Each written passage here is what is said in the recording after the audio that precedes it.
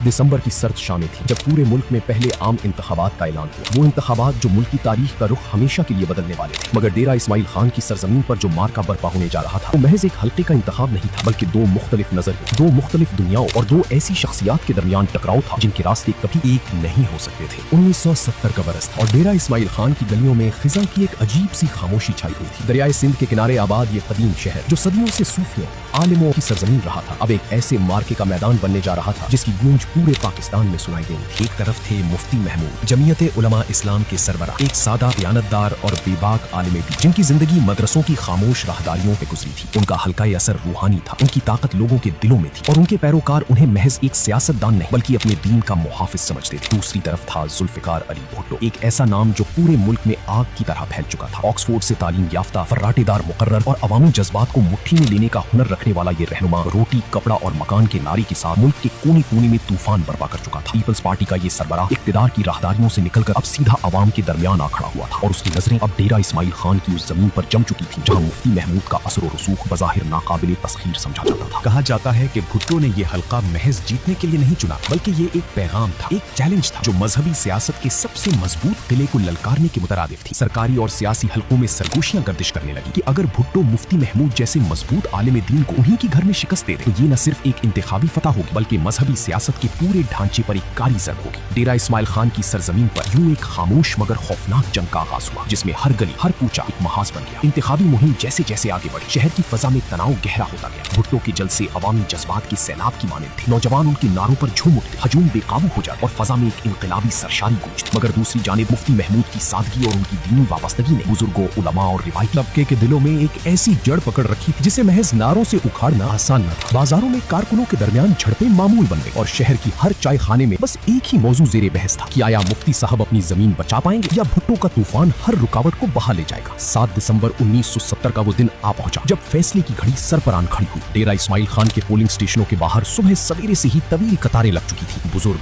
जवान, औरतें और मर्द सब अपने अपने अकीदे और जज्बे के साथ अपना वोट डालने के लिए बेताब थे। फिजा में एक अजीब सी सनसनी थी, जैसे पूरा शहर सांस रोके किसी फैसला कुन लम्हे का इंतजार कर रहा हो। जैसे जैसे दिन ढलता गया और गिनती का अमल शुरू हुआ, हर गुजरते घंटे के साथ तजस्सुस और बेचैनी में इजाफा होता चला गया और फिर वो नतीजा सामने आया जिसने पूरे मुल्क को हिला कर रख दिया। मुफ्ती महमूद ने जुल्फिकार अली भुट्टो जैसे कदावर और मकबूल रहनुमा को उन्हीं के चुने हुए मैदान में शिकस्त दे दी। ये नतीजा महज एक हल्के की खबर नहीं थी बल्कि पूरे मुल्क के सियासी मंजरनामे पर एक जलजले की मानंद था। जिस शख्स के बारे में समझा जाता था कि उसका सैलाब हर रुकावट बहा ले जाएगा, वो एक सादा दयानतदार आलिम दीन के हाथों शिकस्त खा गया। डेरा इस्माइल खान की गलियों में फतह के नारे गूंज उठे। मुफ्ती महमूद के हामी जज्बात से सरशार सड़कों पर निकल आए, जबकि दूसरी जानिब इस्लामाबाद और लाहौर के सियासी हलकों में एक गहरी खामोशी छा गई। इस शिकस्त ने भुट्टो के सियासी करियर को महदूद नहीं किया, वो आगे चलकर पूरे मुल्क के वजीर आजम बने। मगर डेरा इस्माइल खान की ये शिकस्त की सियासी जिंदगी का वो जख्म बन गई जो कभी मुकम्मल तौर पर ना भर सका। और मुफ्ती महमूद के लिए ये फतह महज एक नशिस्त का हुसूल नहीं थी बल्कि ये साबित हो गया कि अवामी जज्बात के तूफानों के सामने दियानत और अकीदे की जड़ें इतनी गहरी हो सकती है कि कोई सियासी सैलाब उन्हें उखाड़ ना सके। ये मार्का आज भी पाकिस्तानी सियासी तारीख की उन सुनहरी अब्वाब में शुमार होता है